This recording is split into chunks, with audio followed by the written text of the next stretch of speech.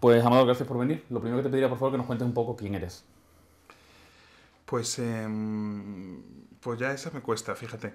Porque, bueno, siempre tengo a mi madre que me dice, pero ¿tú qué haces? Que te veo hacer cosas... ¿qué haces? ¿Qué eres? ¿No? Y luego cuando me ha tocado también presentarme en una entrevista de trabajo me cuesta mucho decir qué soy. Y cuando voy a dar una charla en algún sitio, intervengo en algún sitio y me ponen una etiqueta, pues digo, nunca me reconozco, escritor, filósofo, activista, no me reconozco. Entonces casi yo diría que el nombre que le he puesto al blog me gusta, fuera de lugar. En el sentido de que me encuentro un poco fuera de lugar, que no encajo en los sitios en los que estoy. Es decir, que tengo una editorial desde hace 10 años, Acuarela Libros, y sin embargo no me siento un profesional del mundo del libro, pero me gusta mucho editar con los amigos. Tengo un blog en el Diario Público y no me siento para nada periodista. Mi vida tiene que ver con pensar, con acompañar el pensamiento de otros, con ayudar al pensamiento de otros a nacer, a comunicarse, pero no tengo nada que ver con la academia. Mi vida también pasa por la política, digamos, me apasiona la acción colectiva desde que entré en mi primer colectivo político en el 92, 93 en la universidad. Me apasiona la política y creo que, en fin, bueno, no sé, me gusta relacionarme con ella para pensar el mundo, pero ya no me siento tampoco ni militante ni activista. Entonces me encuentro fuera de lugar. Pero en general lo que hago pues tiene que ver con una mezcla entre pensamiento y política. Pensar con otros, tirar conversaciones a otros para pensar juntos la vida, el mundo. Y sobre todo que eso pasa, digamos, por una pasión por la política, por la acción colectiva que quiere transformar las cosas. Y entonces, pues, yo creo que lo que mejor me define es el título del blog, fuera de lugar. E incluso diría que el 15M es un lugar para los que nos sentimos muy fuera de lugar. Entonces yo creo que por ahí también me he sentido muy a gusto en el movimiento, porque yo creo que es un lugar para los que nos sentimos fuera de lugar, que no soy solo yo, que somos muchos y en muchos sentidos, ¿no? También de no reconocernos en las etiquetas políticas, izquierda y derecha. Entonces, pues ¿qué eres? Pues un fuera de lugar. Muy bien, aquí además ya me has contestado la segunda pregunta, que es la pregunta que qué es lo que es el movimiento 15M. Yo creo que ha quedado claro como lo plantea, no sé si quieres añadir algo, ¿no? ¿Qué es lo que es el 15M? Yo me estoy encontrando ahora con un problema en las asambleas, en los grupos, eh, que la gente dice todo el rato, somos menos, ahora somos menos. Hay como un efecto aquí y allá, tampoco diría que generalizado o masivo, pero sí que me lo encuentro, el otro día en la Asamblea de Sol, el domingo, somos menos. ¿Qué pasa? Somos menos. Entonces yo he pensado que quizá estamos mirando mal lo que es el 15M, pensando que el 15M es una estructura de comisiones, de asambleas de barrio. Igual no es eso. Igual es, el otro día salía en la conversación con Juan Lu, una especie de viento nuevo, un cambio de aire. Es decir, un cambio de atmósfera, un clima nuevo. No tanto una estructura como un clima nuevo. Es decir, había un clima social y de la vida antes del 15M, la impotencia, por qué no pasa nada con la que está cayendo, no hay movimientos en la calle, sálvese quien pueda, ver la crisis eso como el cometa que viene y tú no puedes hacer nada. Yo creo que un clima muy malo verdaderamente, ¿no? A todos los niveles, desde los niveles de los grupos de amigos, desde los niveles de las relaciones de trabajo, un clima malo. Y yo creo que eso ha cambiado después del 15. Entonces digamos como que ha cambiado el clima. Ahora de la impotencia hemos pasado a la potencia, del aislamiento y la competencia hemos pasado a redescubrir al otro como alguien con quien podemos hacer cosas juntos, un cómplice, no ya es solo un obstáculo, del cinismo, bueno, estoy aquí pero no me lo creo, no me creo en el trabajo en el que hago, no me creo lo que digo, no me creo... Pues yo creo que hemos pasado al es posible cambiar las cosas. Un amigo me dijo también en los primeros días de la acampada Sol, me dijo, aquí no hay cinismo. Todo el mundo está ahí creyéndose lo que hace. No está ahí por estar, no está ahí sí pero no, como un cínico, ¿no? Que hace como que, pero no está. Estábamos todos ahí, como que realmente era algo importante en lo que estábamos presentes, en lo que estaba nuestra vida ahí puesta, ¿no? Pues yo creo que también tampoco hay cinismo, digamos, estamos presentes. Entonces yo diría que es más bien como puede ser eso, un cambio de aires, no tanto una estructura como un cambio. Quizá eso se refiere a este pensador Zygmunt Bauman cuando decía el 15M es sobre todo emoción. Y es que ha habido una emoción muy fuerte. Es la emoción de que de la impotencia hemos pasado a la potencia, de la competencia hemos pasado al estar juntos, del cinismo hemos pasado a ser protagonistas de las cosas. Entonces eso nos llena de una emoción muy fuerte, ¿no? De una emoción y de una intensidad nueva del estar vivos y del estar juntos. Entonces, claro, eso se nota en los cuerpos, en las caras, yo creo que eso se nota. Y quizá él es a lo que se refería cuando decía es un movimiento emocional, porque claro, tiene esta intensidad emocional muy fuerte de haber cambiado de clima, ¿no? Pero vamos, yo no diría que es un movimiento solo emocional y que no hay pensamiento. Yo creo que en la emoción hay pensamiento y que además se está pensando mucho.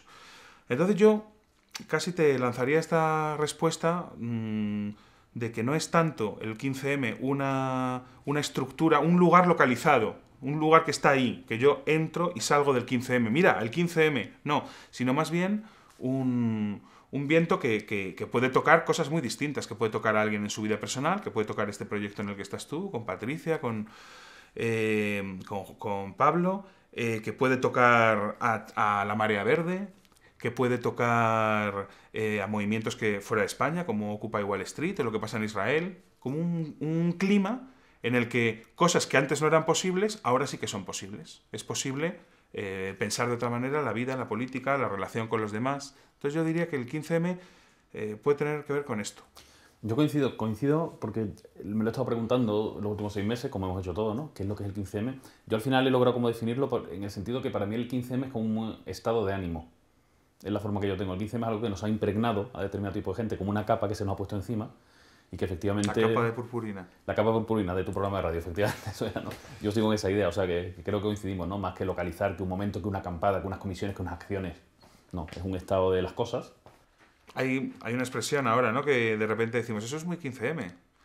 Y quizá es un comentario que ha hecho alguien en un grupo de amigos, una decisión que ha tomado uno en la vida, un pequeño proyecto, está el tuyo, pero yo qué sé, pues está la gente de Robo. Cosas, sí. La gente de Robo que está haciendo música, son músicos y que ahora están en un proyecto de qué sería hoy una letra o una canción política, ¿no? Y entonces pues se están haciendo esa pregunta, esos 15M. ¿Están en alguna comisión, en alguna asamblea? Pues no lo sé. Igual hay comisiones y asambleas que vas y dices, uy, esto es muy poco 15M, porque hay, digamos, otro ambiente, ¿no? Yo diría que es más bien esto, un cambio de aires y una especie de viento. O sea, es decir, algo que no es localizable aquí o allá, pero que más bien es invisible, pero lo atraviesa todo y lo desplaza todo. Y yo diría que, bueno, en fin, una definición podría ser esta, o podría haber otras... Está bien. Ya, bueno, nos has contado que tienes una trayectoria de activismo de 10 años, pero me gustaría saber que me contaras tú cómo has llegado tú al 15M o cómo has llegado a Acampada Sol. En el sentido que este movimiento o este estado de ánimo o este viento es muy heterogéneo, hay gente como de todos tipos, hay mucha gente como es mi caso que no teníamos una historia activista previa, sino que hemos empezado ahora. ¿Tú cómo te has metido aquí? ¿Qué es lo que te ha cautivado? Si te sientes parte del movimiento o si te da ese viento, en tu caso, ¿no? Sí.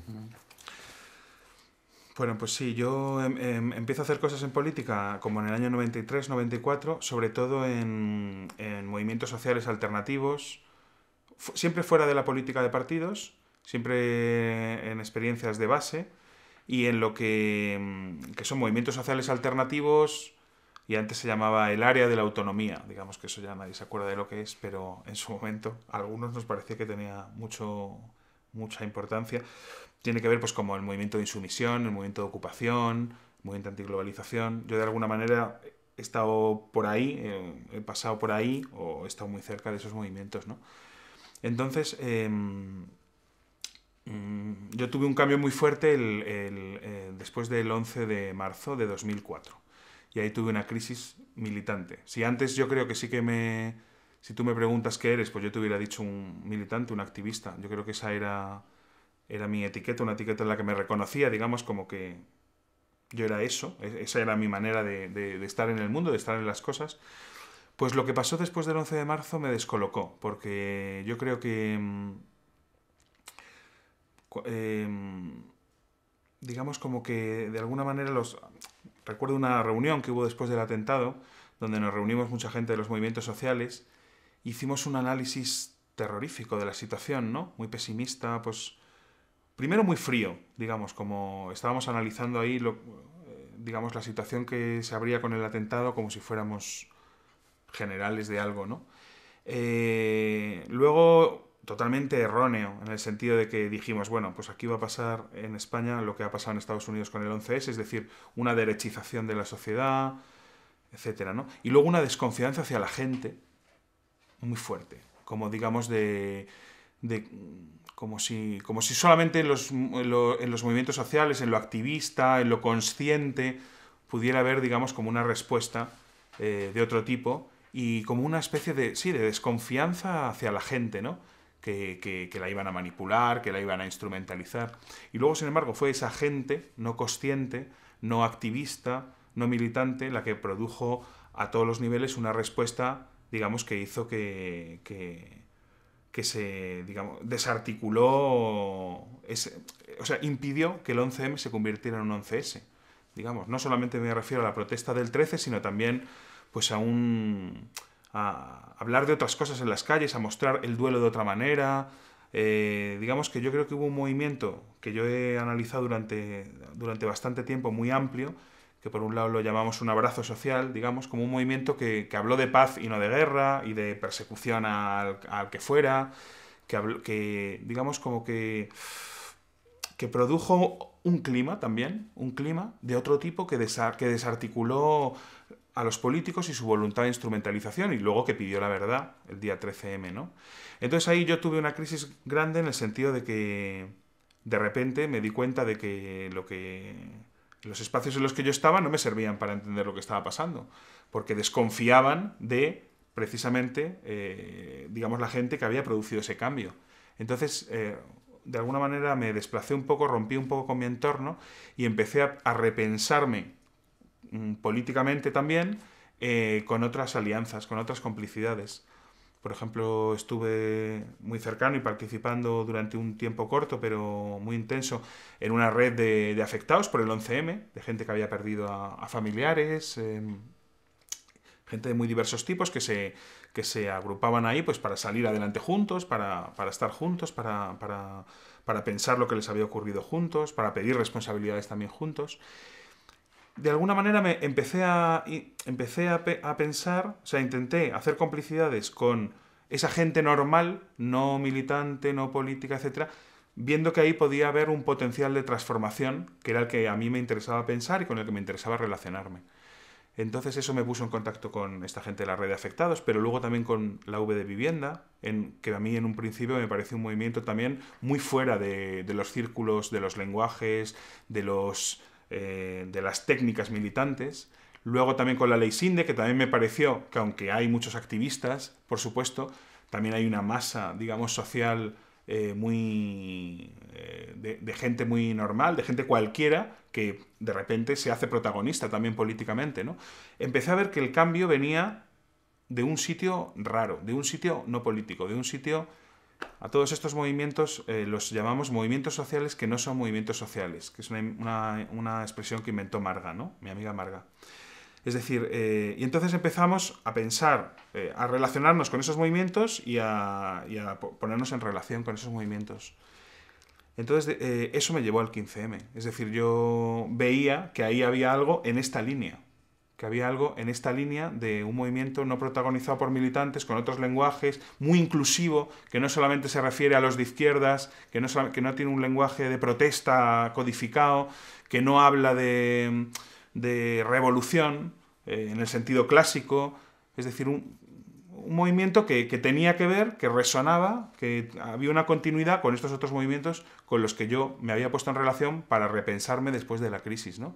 Y yo creo que eso fue lo que me llevó al 15M y me hizo sentir desde el principio absolutamente en sintonía con lo que yo escuchaba, con lo que yo veía, con las maneras de pensar, con el intento de fugarte de los estereotipos, del perroflauta, del antisistema, de los lenguajes muy inclusivos, intentar que la política la hagamos todos, que la haga cualquiera.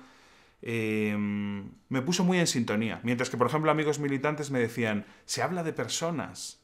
Y eso no es un concepto político, personas. Para mí, sin embargo, yo desde el primer momento le veía la fuerza que tenía hablar de personas, porque personas somos todos, y hablando de personas y de los problemas de las personas, muchos podemos estar juntos para empezar a hablar. Sin embargo, si hablas de izquierda o anticapitalistas, pues ya te refieres a un sector determinado de gente. Entonces yo entendía muy bien, porque me había entrenado en una cierta escucha de estos movimientos sociales, que no son movimientos sociales, ese tipo de cosas. Entonces llegué ahí, llegué al 15M después de esta crisis y de empezar a pensar que la política iba por otro lado, y me permitió sentirme absolutamente en sintonía. Absolutamente en sintonía. Nada me chirriaba, nada decía, no, esto no me gusta, no, por supuesto, había cosas que más me gustaban y no, pero veía la potencia que había sin sentir ninguna distancia. Sin seguir ninguna distancia. Mientras que yo creo que de alguna manera en los movimientos sociales, cuando estuve yo siempre, aunque lo problematizáramos y lo cuestionáramos, yo creo que siempre teníamos en un punto una relación de vanguardia. Los movimientos sociales son la vanguardia de la sociedad, son la parte más consciente, son la parte más política, son la parte que más sabe, son la parte que más arriesga, son la parte... Y entonces tiene que ser la vanguardia, digamos, somos un poco la vanguardia, ¿no? Lo otro, bueno, va y viene, la gente pues sale a la calle pero luego se vuelve, nosotros no, siempre estamos ahí. Y yo creo que eso es lo que se me vino abajo el 11M, lo que aprendí digamos, a repensar en relación con estos movimientos, y lo que me permitió luego no sentir ninguna distancia con respecto a lo que estaba pasando el 15, porque ahí iba y estaba muy bien. Y yo me podía poner detrás a pensar lo que pasaba, ¿no? De cierta forma estabas preparado, ¿no? O algo así. Yo creo que había preparado la escucha para algunas cosas. Para algunas cosas sí, hay otras que me han sorprendido enormemente. Pero, por ejemplo, para oír a la gente hablar de personas y no decir, sino ver la potencia que tiene eso. Para toda la fuga del esquema izquierda y derecha. Eso a muchísima gente le parece rarísimo, ¿no? Hombre, pero si somos de izquierdas, ¿no? Pero ¿cómo izquierda y derecha? Eso es el franquismo, que decía eso y tal, ¿no? Yo entiendo perfectamente. ¿Por qué entiendo perfectamente eso? Porque cuando estuve en la red de afectados del 11M, que cambiaron de nombre, de víctimas afectados, ellos siempre decían, nosotros no somos víctimas ni de izquierdas ni de derechas. Es decir, nos ha pasado lo que nos ha pasado y queremos pensar lo que nos ha pasado con cabeza propia y desarrollar una acción, la que nosotros queremos desarrollar. No queremos que nos pongan un camino ya trazado, un camino trillado. Si eres de izquierdas tienes que decir esto, relacionarte con estos y odiar a estos. Si eres de derechas tienes que decir esto, relacionarte con estos otros y odiar a los de izquierdas. No, nosotros queremos ser autónomos, queremos ser independientes, partir de nosotros mismos. Entonces toda la pelea de la red de afectados del 11M era decir, no somos víctimas de izquierdas ni de derechas. Es decir, no queremos que nadie haga una política con nuestro dolor. Entonces, claro, cuando yo escucho eso en el 15M, digo, esto es igual. Nosotros queremos inventar nuestro propio camino. Y para inventar nuestro propio camino, tenemos que abandonar los caminos ya hechos que nos dicen hacia dónde tenemos que ir y cómo. El camino de la izquierda y el camino de la derecha. Ni siquiera ser antiderecha, no, inventar nuestro propio camino. Entonces, hay un montón de detalles de ese tipo que son un poco de lo que he estado escribiendo, que el oído sí que se me había preparado para ver la potencia de eso, ¿no? Y hay otras cosas que no, otras cosas que me han sorprendido, que no me esperaba. A mí, hablando de cosas que han sorprendido, yo en mi corta experiencia activista, pero en lo mucho... un poco de agua, Estefan. Claro, ¿tienes la botella ahí? En mi corta experiencia activista, pero bueno, en lo que he estado leyendo, lo que he estado viviendo y en lo mucho que he estado pensando en el 15M, que es lo que llevamos haciendo 6 meses. Pero eso tú y todo el mundo, yo creo. O sea, llevamos todos como pensando mucho, que también es interesante, porque antes vivíamos quizá en una sociedad que, yo qué sé, que no teníamos tiempo para pensar porque tenías que trabajar o que no sé qué problemas y tal, y ahora pensamos mucho. Bueno, pues yo, en mi reflexión he sacado, creo que hay dos características del 15M que lo hacen un poco único, vanguardista. Me gustaría que me comentaras un poco, ¿no? A mí me parece que el 15M tiene de diferencia o de evolución de otros movimientos sociales, de otras situaciones, el tema de la no violencia y de la inclusividad que tiene, ¿no? de la voluntad integradora, ¿no? A lo mejor me podías contar un poco sobre esos dos términos que te sugiere o qué te parece. Pues yo creo que la inclusividad tiene que ver tiene que ver si puede ser un rasgo de novedad, que tiene que ver con esto de fugarse de los caminos trillados, de los caminos que ya te llevan a un sitio,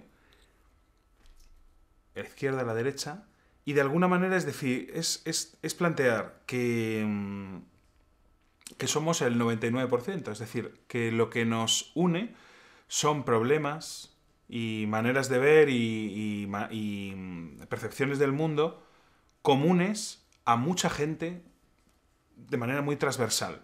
Es decir, que el problema de las hipotecas, el problema de que no queremos ser mercancías en manos de políticos y banqueros, no nos representan, lo llaman democracia y no lo es, el malestar con respecto a cómo está el mundo, el deseo de un mundo mejor, que tampoco sabemos muy bien exactamente qué es, pero sí que pensar en esa línea, experimentar en esa línea. Pues yo creo que todas esas cosas pueden ser comunes a mucha gente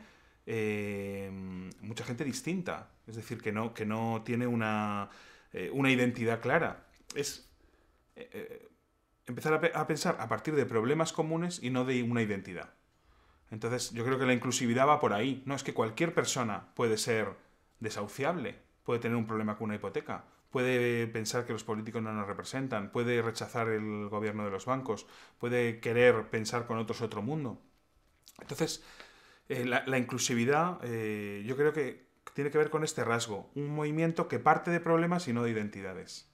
Y los problemas pueden ser comunes a gente muy distinta. Nosotros queremos hablar de problemas, no de ideologías, no de anticapitalismo, a eso ya llegaremos o no llegaremos, pero partir de problemas concretos de la vida, de la vida de cada cual, ¿no?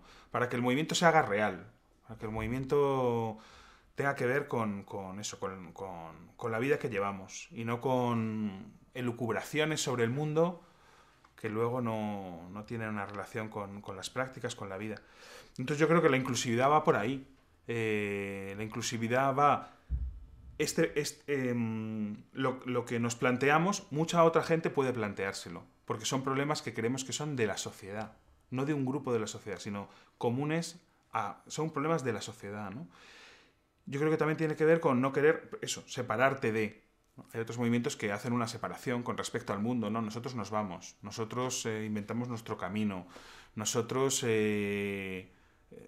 creo que ahora hay una sensación de que los problemas son de todos. Y por eso, por ejemplo, también el 11 de marzo decíamos, todos íbamos en ese tren. Pues un poco yo creo que seguimos en ese tren. O sea, el tren de la crisis. Todos vamos en el tren de la crisis. No es, me voy a inventar yo mi respuesta para mí, para mi familia, para mí, para mis amigos, para mí, mi tribu política, nos vamos a construir una casa ocupada en un terreno en las afueras de Madrid y cultivamos. No. Son problemas de todos. Por lo tanto, de alguna manera, hay que hablar con todos. Tiene que ser un problema de la sociedad tiene que ponerse en movimiento, tiene que haber un diálogo con mucha gente muy distinta, ¿no? Y luego, claro, hay que evitar, digamos, que la política, que los medios, que las máquinas de estereotipar la realidad día a día consigan que el movimiento sea algo de unos pocos. Lo vuelvan a convertir en marginal. Yo creo que la gente tiene en el 15M yo lo veo, oye, que no nos conviertan en algo marginal, porque lo que estamos diciendo es una cosa de todos, de millones de personas que pueden salir a la calle, que simpatizan, las encuestas, un 73% de españoles en la última da su apoyo al 15M, es decir, también gente de derechas, también gente del PP, porque si es un 73%, la cosa desborda un marco de la izquierda, entonces que no nos convierta en algo marginal. Por eso el rechazo de los estereotipos, ¿no? No somos perroflautas, no somos antisistema, el sistema es anti nosotros. Nosotros estamos hablando de problemas de la sociedad, no queremos separarnos, sino queremos que la sociedad asuma esos problemas, pensarlos entre todos, ninguno tenemos la solución, pensémoslos juntos y evitemos que las máquinas de estereotipar hagan de este movimiento un movimiento de unos pocos, ¿no? Porque claro, si dices, los que protestan son los antisistema, y entonces alguien puede decir, claro, yo no soy antisistema, entonces no protesto, no me mezclo. No, los que protestamos somos gente normal.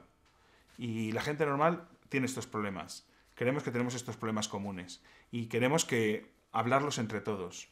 Y entonces de ahí la no violencia, de ahí la inclusividad, ¿no? Y yo diría que la no violencia pues tiene mucho que ver. Porque el movimiento yo creo que todo el rato busca acciones que nos engloben a todos. ¿no? Acciones en las que quepa cualquiera, asambleas en las que cualquiera puede tomar la palabra. La acampada de Sol tenía muchísimo cuidado en que mucha gente muy distinta pudiera pasar por ahí. Pues pone una guardería para que gente que tiene hijos también pueda pasar por ahí, digamos, y sentirse cómoda.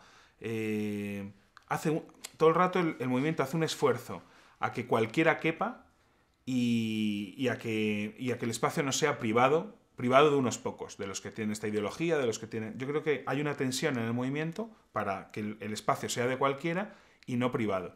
Yo creo que la violencia hace espacios privados.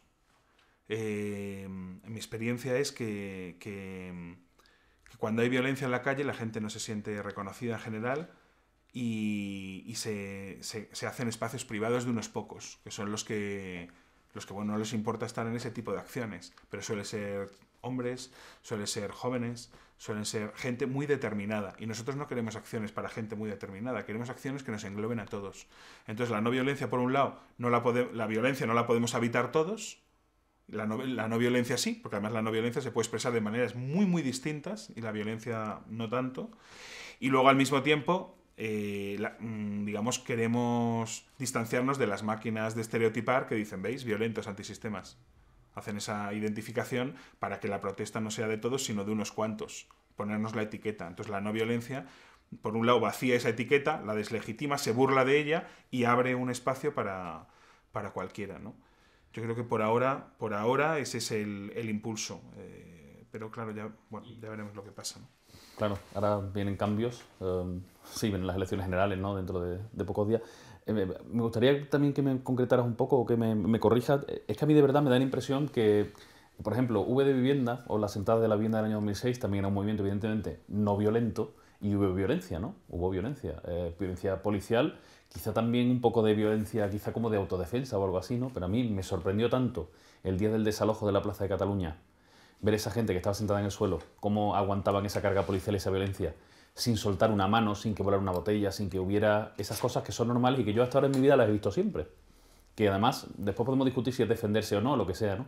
Pero me ha parecido tan espectacular las cosas que yo he asistido, porque además he estado en Madrid muy presente y lo he visto con mis ojos, ¿no? Esa resistencia absolutamente pacífica, ese cuidado por no hacer ningún tipo de acto, esa situación donde hay una carga en una calle y se van 1000 personas corriendo una calle arriba, y 5 minutos después tú paseas por la calle y no ves ni un papel en el suelo. Y por supuesto no ves una papelera rota, un cristal roto, ¿no? ¿Eso es también una novedad o simplemente no? Yo creo que a nivel tan masivo, que un movimiento tan masivo haya conseguido neutralizar la violencia casi absolutamente, o sea, no ha habido más que detalles, ¿no? Detalles de violencia en el sentido de enfrentamiento con la policía, de romper, digamos, escaparates, de quemar coches, de lo que entendemos por disturbios callejeros. Que un movimiento haya conseguido neutralizar la violencia hasta ese punto, teniendo enfrente una policía que no ha neutralizado tanto la violencia, ¿no? Es decir, no del todo. No del todo, es decir, sufriendo provocaciones, siendo tentado por el demonio digamos, a hacer otro tipo de cosas. Es, digamos, un prodigio de inteligencia colectiva. Es verdaderamente algo a analizar.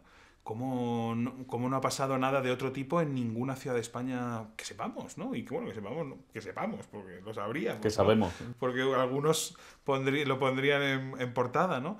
Entonces, eso es increíble. Eso el otro día lo hablaba con una amiga italiana porque después de la manifestación en Roma acabó como el Rosario de la Aurora. Y ella me decía, es que el movimiento en Italia no es un movimiento, son muchas familias que se juntan. Y hay una familia que en su ADN político está que la política y la radicalidad pasa, digamos, por una acción violenta en la calle de enfrentamiento directo, ¿no? Y entonces ella me decía, sin embargo, el 15M sí que ha habido un movimiento. El nuevo clima, el viento que nos ha tocado a todos, no somos muchas familias juntas. Los anarquistas, los de no sé qué, como un poco era el movimiento antiglobalización. Todos los movimientos sociales juntos. Aquí no somos todos los movimientos sociales juntos, todas las tribus juntas, todas las pequeñas familias juntas, sino el viento nuevo. Y el viento nuevo es de no violencia.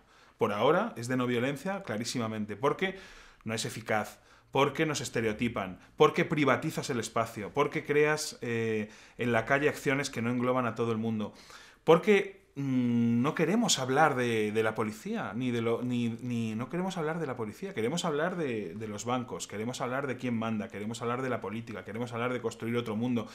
La violencia, la que yo he conocido en estos movimientos, te mete, pero casi inevitablemente, en una dinámica de acción-reacción, en la que tú empiezas a pasarte la vida en los juzgados de Plaza de Castilla, digamos, toda tu vida empieza a girar en torno a la policía. Y la policía no es el poder al que nos enfrentamos, más grave. O sea, nosotros queremos hablar de otras cosas. Y el peligro que tiene el 15M digamos, para el poder, para las máquinas de construir la realidad y de estereotiparla y de manejarla, es que hablamos de otras cosas. Es que hablamos de bancos, hablamos de políticos, es que se habla de hipotecas, se paran desahucios, se ocupan sitios y se plantean debates en la calle. Entonces, claro, eso es lo que da miedo.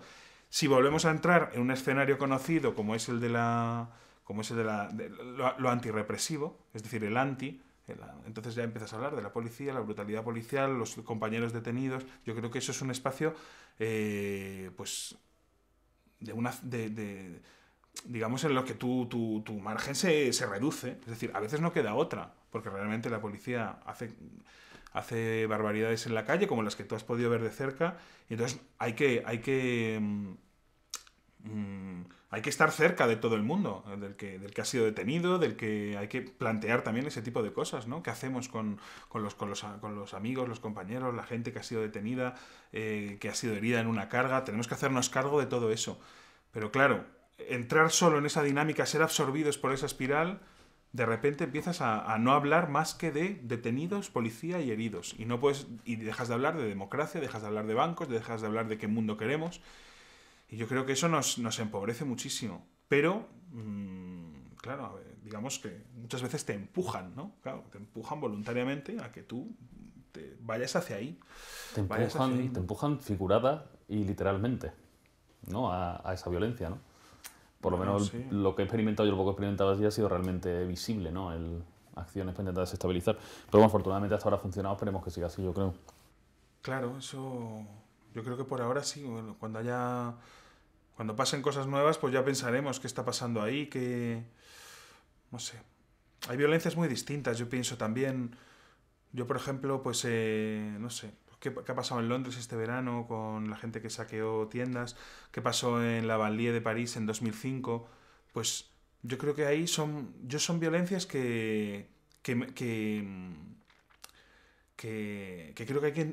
hay que entender. Y entender no es justificar, pero creo que hay que acercarse para tratar de entender qué está pasando ahí.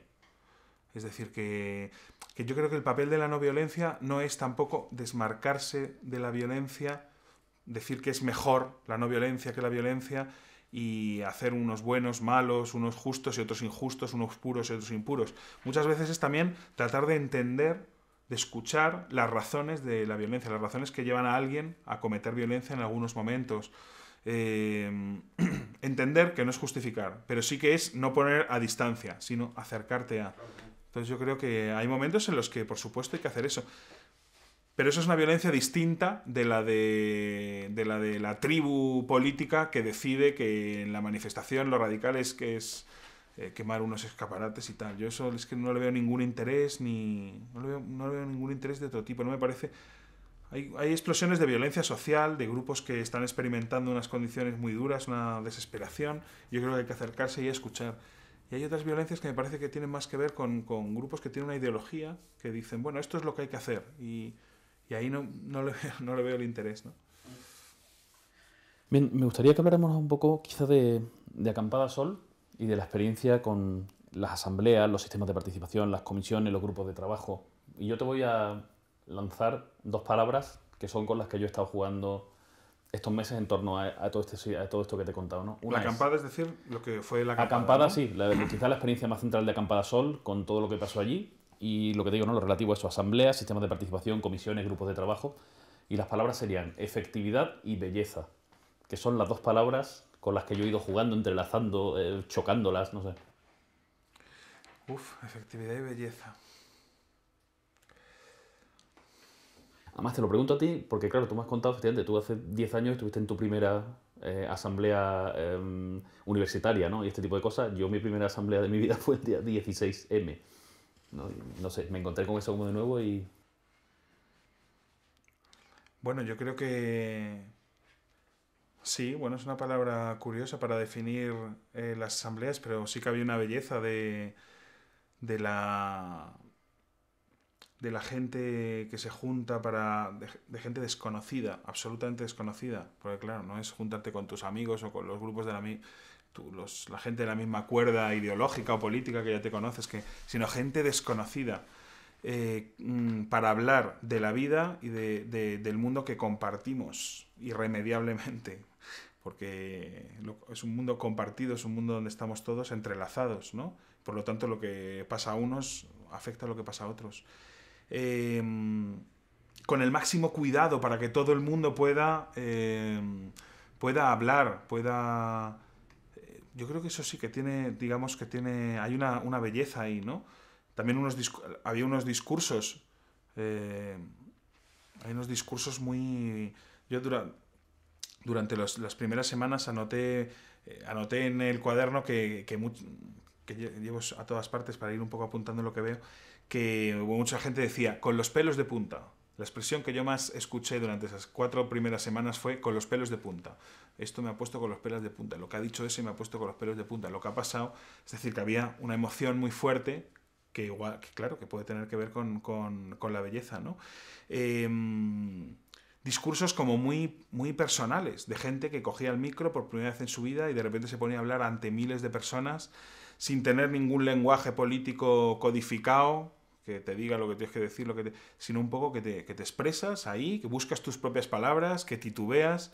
Había momentos muy bonitos en los que gente se ponía a hablar y se ponía nerviosa, se equivocaba de palabra, se perdía un poco y la gente la apoyaba, ¿no? Es decir, hacía como diciendo, sigue, pero sigue tú, sigue perdiéndote, sigue... Pero di lo que tú quieras decir, no digamos, no sueltes un meeting ya hecho, ¿no? Busca tus propias palabras, ¿no? Y yo creo que eso era muy bello, sí, muy bello, digamos, Pelos de punta. Pelos de punta, Yo sí. soy muy emotional, yo me acuerdo de estas cosas y es que me dan unos... Yo creo que eso estaba muy bien. Y al principio también era muy curioso que se levantaban muchas aspas contra discursos que estaban demasiado hechos. Como, bueno, eso ya te lo traes un poco de casa, ¿no? No lo estás elaborando aquí. Digamos como que ya lo tienes hecho, ¿no? Entonces como que no hay ahí desafío, no hay riesgo, porque no lo estás pensando tú. Es un discurso que va automático, ¿no? Y muchas veces se levantaban aspas, aunque esos discursos no estuvieran mal, aunque tampoco fueran un meeting, aunque tampoco fueran... Pero como diciendo, no, queremos la gente que en primera persona hable de su vida y comunique con el resto como personas, digamos, directamente, ¿no? Entonces, preferimos la gente que se trastabilla, que no encuentra sus palabras, que se pone nerviosa, porque eso son señales de autenticidad.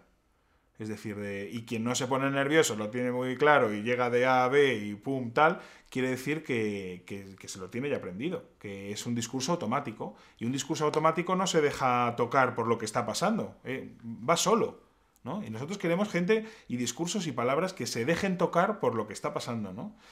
Y luego había también belleza en gente que se abría y contaba su vida. Es decir, pues... no sé, pues eso, las asambleas, pues yo vivía aislado, viendo la televisión, etcétera, creyendo que el mundo era así, y de repente eso se me ha evaporado con esto, ¿no? O sea, gente que un grado de exposición, de apertura a los demás, de poner en común lo íntimo, ¿no? Es decir, no que lo político no es lo público contra lo privado, sino más bien lo íntimo y lo común, ¿no? Y poner en común lo íntimo. Cómo vivía yo y qué me está pasando ahora en contacto con esta experiencia. Y había intervenciones increíbles en ese sentido, ¿no? Verdaderamente de grados de exposición y de sinceridad. O sea, que notabas que la cosa iba en serio, que para mucha gente ahí se estaba poniendo carne en el asador, que la vida iba en las palabras. Eso no es tan habitual. En política muchas veces la gente habla por hablar, no sabes muy bien... ¿qué te va en eso que estás diciendo? ¿Qué te va en eso que estás haciendo? ¿Te crees lo que estás diciendo? Y ahí sí, ahí estaba claro que todos estábamos con la vida al descubierto en las asambleas, hablando y en cada palabra iba en nuestra vida y nos estábamos jugando algo serio. Entonces la cosa cobra otra intensidad, cobra otra emoción, ¿no? Eso, pues, digamos lo que se me ocurre decirte en cuanto a la belleza. Y la efectividad tendría que ver con... Bueno, la efectividad desde luego del campamento fue increíble. Se construyó en 3 días una ciudad romana. Yo pensaba más en los sistemas de decisión, porque una cosa que se criticó mucho, que nunca se llegaba a ningún lado, empezamos las asambleas con el consenso ese absoluto y este tipo de cosas. Y a mí se me mezclan mucho las cosas porque había asambleas de 4 y 5 horas que estábamos allí ya desmayándonos y sin avanzar, sin avanzar, sin avanzar. Y de repente hay una persona que hacía una de estas intervenciones y reencontraba la belleza, ¿no? Y te das cuenta, no, es que esto es lo correcto ahora. Por lo menos me lo parecía a mí. A lo mejor no es efectivo, no avanzamos, no lo sé, pero el proceso en sí es importante y que esa persona salga y diga eso Claro, es importante, ¿no? claro. Pero, efectivamente, bueno, hay una serie de cosas que nunca decimos, el famoso consenso de mínimo fue imposible, no sé. Quizás no fue la forma más efectiva de organizarnos y de poner puntos en común, ¿no? Bueno, yo creo que había una idea de que teníamos que ir todos juntos, todo lo que estamos hablando en esta conversación, todos juntos. Estos son problemas de todos. Esto no es de izquierdas ni de derechas, no somos antisistemas ni perroflautas. Somos gente normal que protesta, somos el 99%, somos todos, por lo tanto tenemos que ir todos juntos. Por lo tanto, en las asambleas, unanimidad. Yo creo que hicimos un poco esa asociación, todos juntos. Entonces me acuerdo de una asamblea en la que el grupo de educación sacó una propuesta de debate. La propuesta de debate es apoyar una educación pública, gratuita, de calidad y laica. Y entonces una sola persona de miles que estábamos en Sol, porque las asambleas eran de miles, hace aspas. Se le invita a explicar su objeción. La objeción era una chorrada, porque la chica lo que dijo es que la religión es muy importante para entender la cultura y que tenemos que saber de historia de las religiones, digamos, para entender la cultura, lo cual es obvio y no tiene nada que ver con el hecho de que sea una educación laica. Y entonces la propuesta, como no era unánime, se rechazó. Una persona. Entonces, claro, todos vemos ahí que esto es un disparate y que ahí, así no podemos ir a ningún sitio. Pero yo creo que la idea del movimiento era, esa persona es importante también, tiene que estar. Entonces, el disenso hay que incluirlo también. No podemos hacer como los políticos. No podemos hacer como el sistema político, que el disenso lo criminaliza. Si disientes, perroflauta. Si disientes, proscrito. No se puede disentir, o se puede disentir dentro de lo que el consenso dice que se puede hablar. No, aquí el disenso es importante. No, nos necesitamos unos a otros. Tenemos que avanzar todos juntos. Yo creo que eso era muy bello, pero imposible. Quizá las dos cosas vayan juntos. Lo bello es imposible, ¿no? Yo me acuerdo de esa asamblea, es que, perdona que me ría, fue la asamblea legendaria, porque empezó con el tema de la educación laica, que evidentemente se preveía que iba a haber cierto conflicto, que podían pasar cosas, pero es que no se consensuar nada, porque los puntos eran una enseñanza laica, pública y gratuita, no sé qué tal. Incluso había gente que protestaba el gratuito.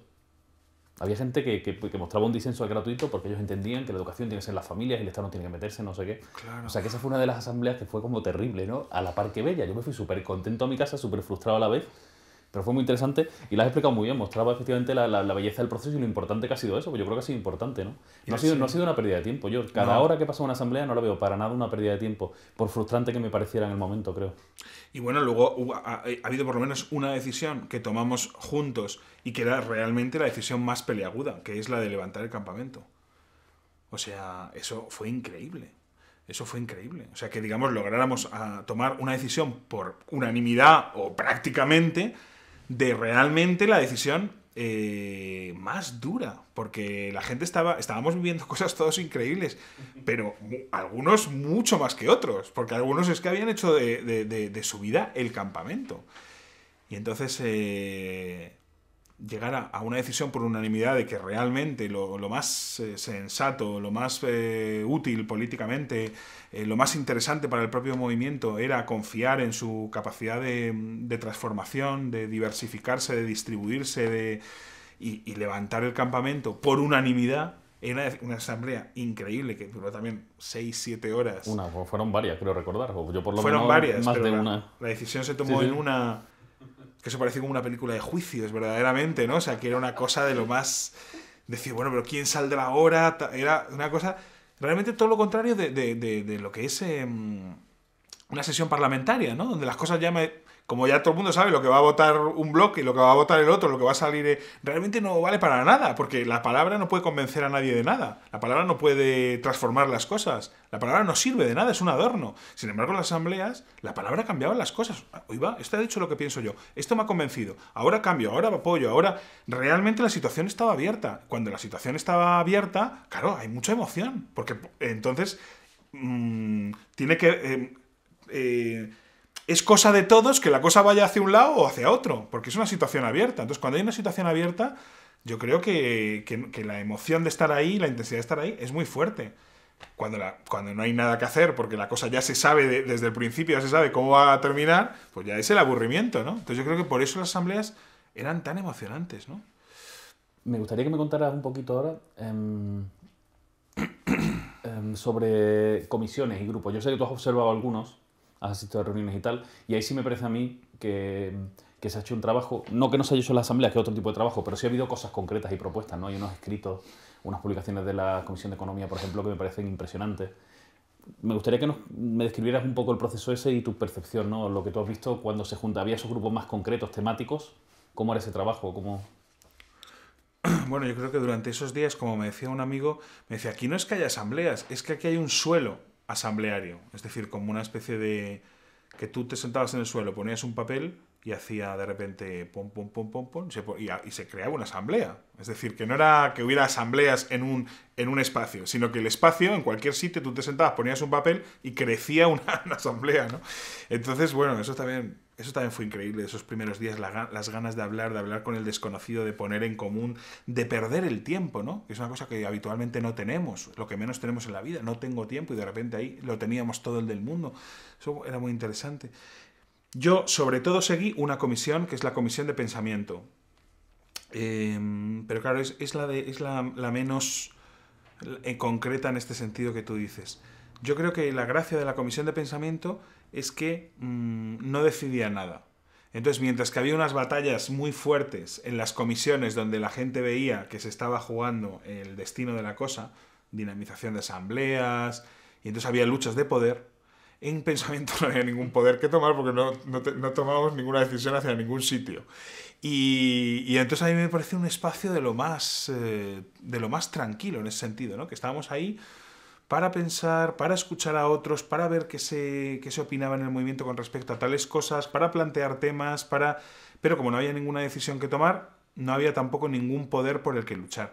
Y yo creo que eso en determinado momento era un espacio muy vivible y que yo creo que los que fuimos bueno, los que siguen yendo, porque todavía se hacen las asambleas, y yo creo que un poco en un sentido similar, agradecíamos el hecho de estar con el otro, pero sin tener que convencer al otro de nada. No había que ganar nada, no había... Y entonces yo ahí aprendía muchísimo porque escuchaba a los desconocidos, hablar de por qué estaban ahí, de qué pensaban que eran determinadas palabras, porque nos organizábamos para discutir por palabras del movimiento, respeto, consenso, inclusividad, no violencia. Entonces, ¿qué pensaba la gente que eran esas palabras? Para mí era muy útil pues para pensar de dónde venía cada cual, ¿no? Para mí eran espacios como como tú no podías intentar entenderlo todo porque estaban pasando 17.000 cosas a la vez en un solo espacio, pues para mí era como hacer zoom en un sitio, pero un sitio que me permitía entender muchos sitios, ¿no? Porque ahí pasaba gente muy distinta, se discutían de cosas muy distintas, cada cual se expresaba con mucha tranquilidad porque no iba a ser juzgado por nadie, porque su opinión no podía ser ni rebatida, ni iba a ser aprobada o no aprobada, entonces había una tranquilidad a la hora de pensar, de balbucear, de expresarse, de dudar, ¿no?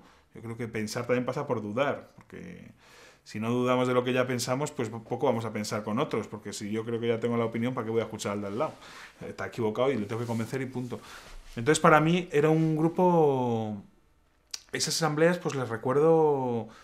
O sea, era un espacio de pensamiento que recuerdo que recuerdo muy, muy gratificante, muy, muy habitable, donde aprendí mucho, donde he conocido a gente con la que ahora me he hecho muy amiga, que es otra de las cosas bonitas del 15M para mí, que he hecho amigos nuevos, tengo amigos nuevos. Esa creación de red, en mi caso, que yo soy de redes sociales, o sea, de redes humanas, sociales muy cortas, el 15M ha sido un cambio en mi vida, o sea, he multiplicado por infinito la cantidad de gente con la que comparto intimidad. Muy interesante. Yo creo que no nos damos cuenta hasta qué punto vivimos como en cierto aislamiento hasta que no ocurre una cosa de estas. Es decir, cómo realmente cada uno tenemos una vida en un margen muy estrecho, en un círculo muy estrecho, en la que te relacionas sobre todo con gente que piensa más o menos lo mismo que tú, que vota el mismo partido que tú, que tiene la misma ideología que tú, ¿no? Y digamos como vidas realmente que vivimos en círculos muy estrechos, ¿no? Y que es imposible que te pongas a hablar un día con el otro, con el de más allá, con el de... Y de repente estos espacios crean la posibilidad de encuentros imprevistos. Yo creo que Sol era un lugar de encuentros imprevistos. Y entonces, de repente dices, nunca podría haber hablado con esta persona si no hubiera habido un espacio tan abierto que de repente me pone en relación con esta persona. Porque las vidas que llevamos son caminos, digamos, muy hechos y muy se repiten. Quizá nos parezca que no, porque como Facebook, Twitter, estamos en relación con muchas cosas distintas, tenemos mucha información. Y luego realmente yo creo que hacemos una vida muy, muy limitada a un tipo de cosa, ¿no? Y de repente dices, bueno, nunca podría haber hablado con esta persona, conocido a esta otra, oído esto que me está diciendo este otro tipo. Y entonces, claro, ahí se da la posibilidad de amistades nuevas, ¿no? Pero no solamente de que he hecho nuevos amigos porque he hecho un viaje, sino de gente con la que no me podría haber juntado nunca si no llega a abrirse un espacio así. Porque pertenece a otra clase, porque pertenece a otra ideología, porque pertenece a otro mundo. Me gustaría que me contaras un poco, que reflexionaras un poco en torno a un tema que para mí ha sido súper importante en todo este proceso, muy, muy importante, que ha sido el humor. Que es una cosa que a mí, yo de vez en cuando lo he generado, me refugiaba haciendo una serie de tweets, quizá más gracioso o algo así, yo qué sé. Y sobre todo me ha ayudado mucho, yo lo he definido en el sentido de procesar emociones. A mí hay muchas veces que estaba muy nervioso, muy cansado, muy tenso, muy algo, y por medio del humor he conseguido como seguir adelante. Cuéntame qué te parece a ti, cómo ha sido el uso del humor, esa creatividad, los carteles, esas cuentas de tweet que había de puto helicóptero, de acampada policía, este tipo de cosas. ¿Qué papel te parece a ti que han jugado? El Twitter como festival del humor, que dice un amigo. Pues sí, yo creo que ha tenido muchísima importancia, porque el humor es lo que nos permite también como romper con el estereotipo, ¿no? El estereotipo dice, esta persona es esto perro flauta, esto ¿no? te dice lo que tienes que pensar de una persona, ¿no? Te construye una imagen de una persona, perro flauta y tal. Y entonces de repente el humor, de los carteles, lo que hace es romper el estereotipo, y yo creo que al romper el estereotipo puedes empezar a ver al otro de otra manera, y como un ser humano, ¿no? Como un ser humano.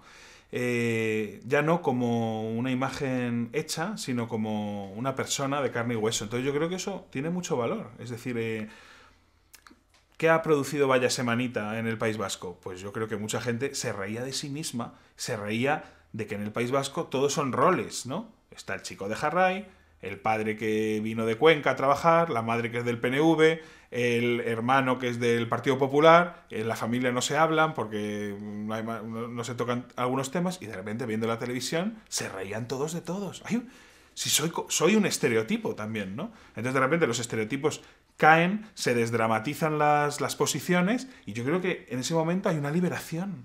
O sea, que la risa es liberadora y catártica en el sentido de que echa abajo los estereotipos que nos impiden relacionarnos como personas y nos obligan a relacionarnos como imágenes, como etiquetas andantes, ¿no?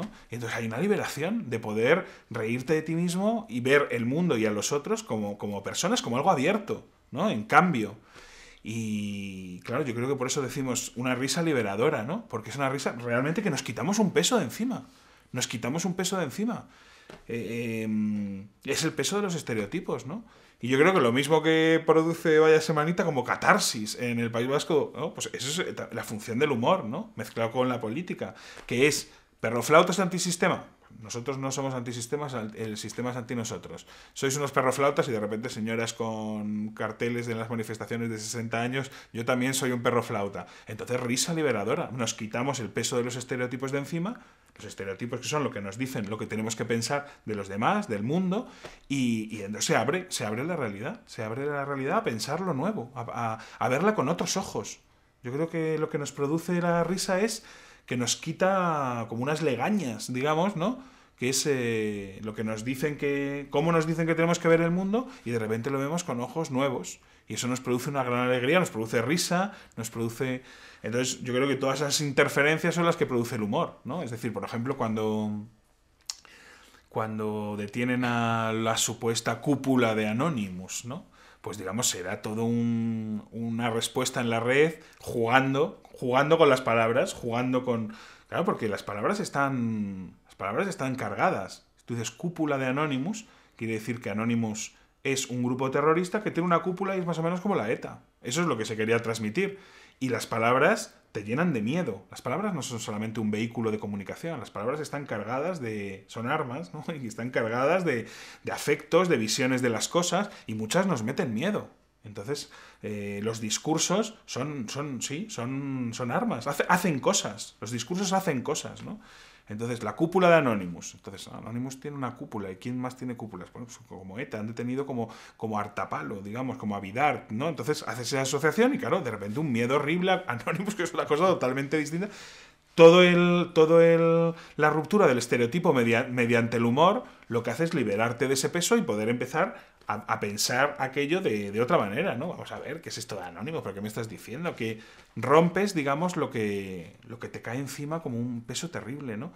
Y yo creo que el humor es esto, es este juego de palabras, es esta palabra le doy la vuelta, nosotros no somos antisistema, y es, digamos, jugar con los discursos, entendiendo que los discursos hacen cosas, que las palabras con ellas hacemos cosas, y que no solamente tenemos que sufrir las palabras de otros, que nos dicen lo que tenemos que pensar y el miedo que tenemos que tener ante la situación y cómo debemos ser pasivos y confiar en los políticos, ¿verdad? Sino jugar con las palabras nos permite abrir la realidad.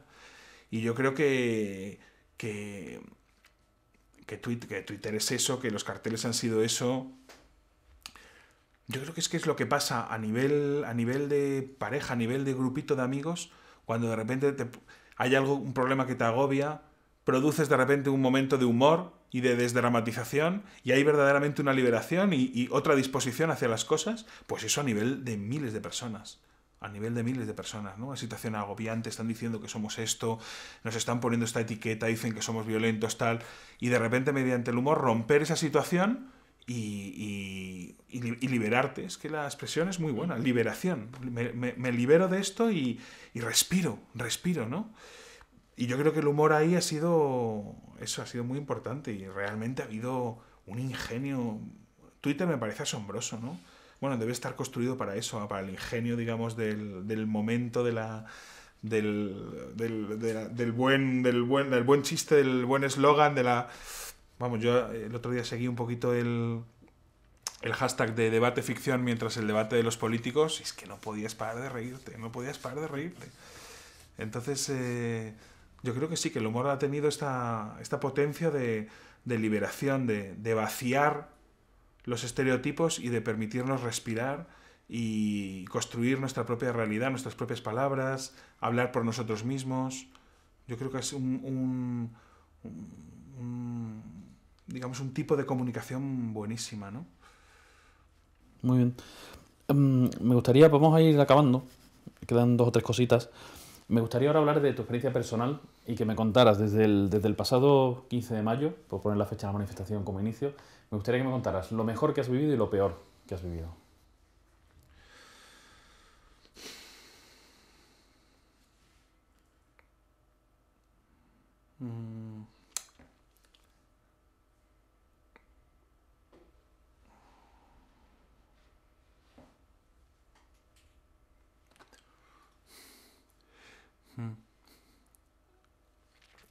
Hay tantas cosas, ¿no? Por un lado, y por el lado malo no tantas.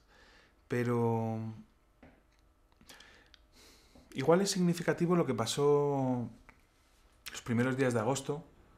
Es decir, una vez que digamos, la policía desaloja los restos últimos de la acampada Sol, cogen nuestra placa, ¿no? Tan bonita, de dormíamos, despertamos, que parecía que llevaba ahí ya siglos, y la tira a un contenedor, ¿no?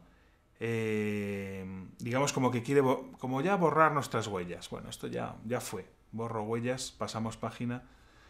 Y entonces todo lo que sucedió esos días de agosto, un poco surrealista también, ahora que lo lo miro retrospectivamente, me parece como era agosto, era verano, era una cosa rara, tiene todo, está teñido como de un aire así un poco, ahora me parece un poco surrealista, pero yo creo que esos días en las calles vivimos un poco lo mejor y lo peor que tiene el movimiento 15M, ¿no? En el sentido de que lo peor yo creo que fue lo peor en el la tentación de caer en lo que algunos están esperando que caigamos. Es decir, que es todo lo contrario un poco de lo que venimos hablando durante esta conversación, que caigamos en el enfrentamiento directo, que caigamos en acciones en las que solo se pueden reconocer unos pocos, que caigamos en dinámicas de antirrepresivas, dinámicas anti... digamos como que la toma que hizo la Policía de Sol, todo el despliegue también mediático, etcétera, era un escenario que nos invitaba a caer en esa tentación, a responder según lo previsto, cuando la potencia de este movimiento es lo imprevisto, romper los estereotipos, romper los lugares, romper los guiones previsibles y salirnos y cambiar de tema, cambiar de aires, salirnos de lo previsto, entrar por un lado en el que no se nos espera. Esa es la potencia de este movimiento, ¿no? Entonces, de alguna manera se organizó todo un dispositivo que nos invitaba a caer en la tentación. Es decir, colócate ahí donde yo quiero que te coloques. Entra en mi juego, ¿no? Y ahí hubo momentos, digamos, en los que parecía que caíamos, ¿no? Y lo mejor es que no caímos, ¿no? Es decir, que frente a la policía tomando sol e invitándonos a... Esta es vuestra plaza, ¿verdad? Que tiene una potencia, un poder simbólico para vosotros. Venid a tomarla. Por lo tanto, entrar en el enfrentamiento directo con nosotros, en la relación de fuerzas, por lo tanto, heridos, detenidos, escenas de violencia, digamos, un escenario en el que tenemos todo que perder. Tenemos que perder en la dimensión del enfrentamiento de las fuerzas, tenemos que perder la división entre nosotros, entre los que creen que, digamos, que hay que hacer esto y los que creen que hay que hacer lo otro, entre los violentos y los no violentos, no sé qué, digamos, perder la unidad, que todos sean acusaciones, desgarros, etcétera. Pues frente a todo eso que se esperaba de nosotros, todo un escenario que nos invitaba a caer en esa tentación, a colocarnos en el lugar en el que se espera que estemos, de repente la potencia de lo imprevisto, ¿no? Que fue pensar, que es lo... hacer y pensar, porque el hacer tiene ya un pensamiento, que ellos han tomado sol, nosotros podemos hacer nuestra toda la ciudad. Es decir, que plaza puede ser Madrid entero, que podemos hacer de Madrid entero sol, ¿no? Y entonces discurrir por toda la ciudad, es decir, comunicar de otra manera con la gente, decir otras cosas. Yo creo que cuando nos dimos la vuelta, estábamos ahí todos delante de la policía gritándoles a ellos, y de repente alguien dijo eso de chao, chao, chao, nos vamos a Callao. Nos dimos la vuelta y empezamos otra dinámica, que era hacer nuestra toda la ciudad, circular. Yo creo que en ese momento sentimos la misma liberación que decíamos antes con lo del humor. Hemos roto el lugar en el que nos querían poner. Y entonces la misma alegría. Y una alegría, esas manifestaciones, una alegría de estar descuadrando las cosas, de estar donde no se nos espera y de seguir siendo muchos y diferentes, de seguir estando juntos, de seguir evitando el enfrentamiento directo porque queremos otro enfrentamiento, ¿no? Como me decía un amigo, es que sin violencia somos más violentos, en el sentido de que atacamos a donde queremos atacar, ¿no? Que es al orden de las cosas, al poder del dinero, al secuestro de la democracia, al secuestro de la política. Ahí es donde queremos ir, ¿no? Ahí es donde queremos hacer una violencia, en el sentido de un desafío, un conflicto, ¿no? Los desahucios, etcétera, etcétera. Pero no en la relación con la policía. Entonces, yo creo que esas manifestaciones hicimos un giro y ese giro tuvo el mismo efecto que el giro del humor, ¿no? O sea, todos son giros. El 15M hace todo el rato giros, pequeños desplazamientos que te ponen en un lugar en el que no tenías que estar, no parecía que podías estar, y ves las cosas de otra manera. Igual que de repente estábamos viendo a la policía delante, y de repente al darte la vuelta decís, uy, tenemos toda la ciudad para nosotros, ¿no?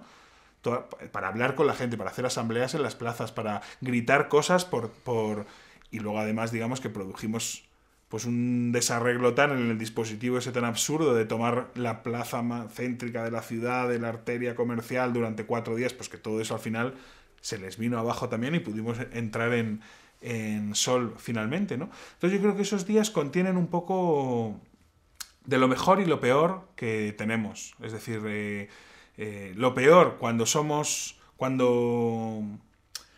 cedemos a la tentación de ponernos donde el poder quiere que nos pongamos, ¿no? Y hubo algunos conatos, hubo gestos, digamos que podía haber ido la cosa por ahí, y luego lo mejor en el sentido de hacer el giro. Yo creo que quizá, y esos días tuvieron esa emoción también, la emoción de una situación abierta, la que no sabíamos qué podía pasar, y luego la potencia y la alegría del giro. Yo creo que eso, sí, fue muy fuerte. Y bueno, que el movimiento no es una cosa, el movimiento son muchas cosas. Y yo creo que hay gente que lo ve de muchas maneras distintas. Y yo creo que hay una vieja política en el movimiento 15M también. Entonces hay una vieja política pues que tiene unas ideas, tiene unos lenguajes, tiene unos imaginarios, tiene unas maneras de hacer, piensa que hay cosas que son las que realmente son efectivas. Y entonces pues todo está conviviendo ahí. Y hay momentos en los que pues digamos una de las el alma de la novedad y el alma de la vieja política, pues hay momentos en que una se hace más grande, una se empequeñece, digamos, pero hay una tensión, ¿no? Hay una tensión, no se puede decir que el movimiento sea una sola cosa, no. Entonces yo creo que esos días, pues digamos como que las diferentes maneras de ver, de pensar, de la política, el estar juntos, lo que queremos, etcétera, pues estuvimos ahí en relación y en tensión. Y finalmente yo creo que lo que primó, como tantas otras veces, es la potencia del giro, del desplazamiento, y entonces, pues, digamos, ahí estuvo como lo mejor y lo peor. Yo creo que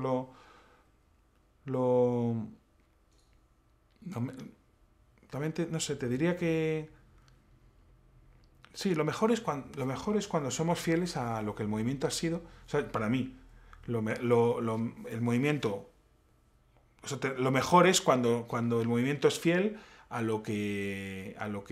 las potencias que el movimiento tiene.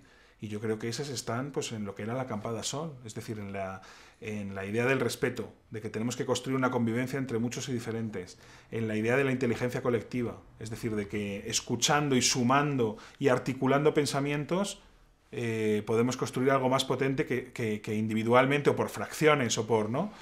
La no violencia, la inclusividad, es decir, que somos todos. Digamos, cuando el movimiento se hace fuerte en esas ideas, digamos, pues entonces ahí sale lo mejor. Cuando de alguna manera nos olvidamos un poco de esas ideas, por desorientación, por debilidad, por inercias, pues entonces, digamos, ahí estaría como los momentos peores, ¿no? Me gustaría que...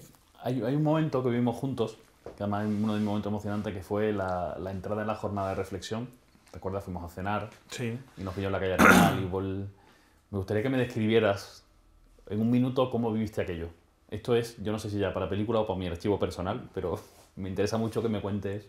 Ahora con los meses de tenemos el distancia, audio, además, grabado. Tenemos el audio, tenemos el vídeo que hicimos con el iPhone, o sea, lo tenemos documentado. Yo he pensado mucho en eso.